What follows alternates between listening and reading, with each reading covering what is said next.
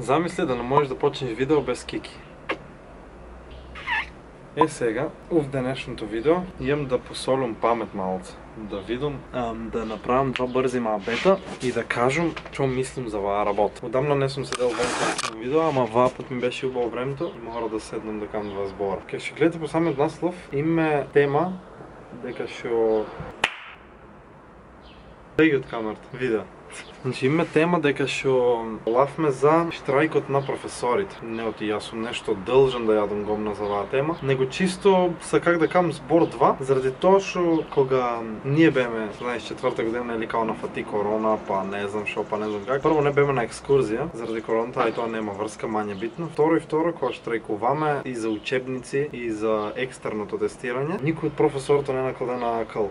Буквално цяла Македонија штрайкова, се дигнаме се, мислам се осте тоа што ги в Гилија нема гъс да се дигнат и баш дека е мој град јадам гомна, заради тоа што не можахме се на себе едно 10 души што сакме да протестираме, оти другите се исплашија што ќе кажат професорото, они беа тие бубалици што уча, нели демек уча и нешто ќе успеа в животот. Али не битно как ќе беа паметни другите градове да штрайкуваат, професорото кажаа као џабе штрайкувавте, на судва штрайк ќе правите као ќе им да неоправдани, ќе знаеш ќе се надополни учењето, ќе биде во, ќе биде тоа и нашите толку им треба, значи се усраоти неоправдани ќе имат, оти ќе се надополни учењето од летните денове, демек као повеќе време ќе учите, не знам как. И баш ми беше мило што другите градови од Македонија штрайкуваа учениците, али ето за жал ништо не превземаа и таа Мила Царовска што ги издесите гомна што не ни дозволи ништо да направиме, на крај што сака и онлайн да се учи и учебници да се укинат. Електронски усвар, нели? Таа се табелаа направи. Арно, ама ние џабе штрайкуваме. Сега за нас на никој не уболше куру, освен тоа што неколку телевизии таму околу за учениците, за студентите, заради тоа што никој не ги поддржа, не студенти, средношколци. Заради тоа што никој не поддржа, никој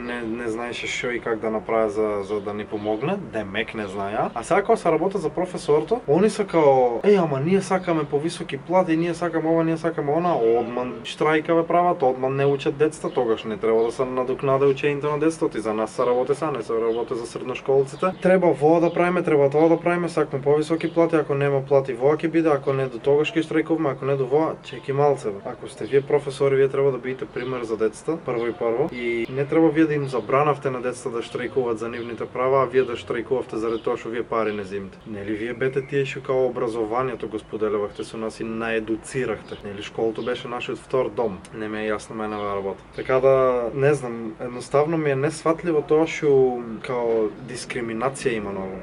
Значи, кога се работа за студентите, кој го боле курот, батот и средношколците ќе училе, немало да учат, Бога ќе правили, тој ќе правили. А кога се работа за професорто, сите стануваат, телевизии објават, не знам, од судот така кажале, од владата така кажале, од министерството така кажале. Тогаш они се центар пажни и они се као битни сега. Мене не ме е јасно, не знам, кратко ќе бе во видео, заради тоа што не многу што да кажам, само во ми беше да го кажам, оти не е убаво тоа што дискриминират и што не се замарат за нас, а за нив се замарат. Заради тоа што ние беме едина генерација, не оти мене ми се учи нешто, али барам 2,5 години бев в карантини и не се дружих со класот како што треба, не поминах убаво низ школските денови. Не одех на екскурзија, требаше да одам 7 дена во Италија. Јас од кога влезех в карантин, јас не се појавих на час никога, па кога влеземе нели као преку Zoom да име часове. Јас се пушках, се валив 7, мутирах се, намалевах глас и спиех до 1. Ке станувам в 1, ке се изгасувам од Zoom и толку. Толку беше мојата школа, а верувам и полу од учениците и мешо полу 80% од средношколците в Македонија истото управаа. Тоа ми беше зборот, оти професорото нешто као глумат паметни, они ќе едуцирале ученици, они на нас иднинта ќе не ја спремиле, они на нас ќе нас спремиле за матура, они на нас за вака ќе нас спремиле за курот мој ќе ме спремиле. Ето само тоа ќе ви кажам. Се додека дискриминирате и се додека не се замарате учениците, се додека си гледате за вас, заради тоа што кога е за вас, кога се работа за вас, одма рипнувавте и ова ќе биде, она ќе биде, вака ќе правиме, така ќе правиме, ништо не праваш. Само тоа можам да ви кажам.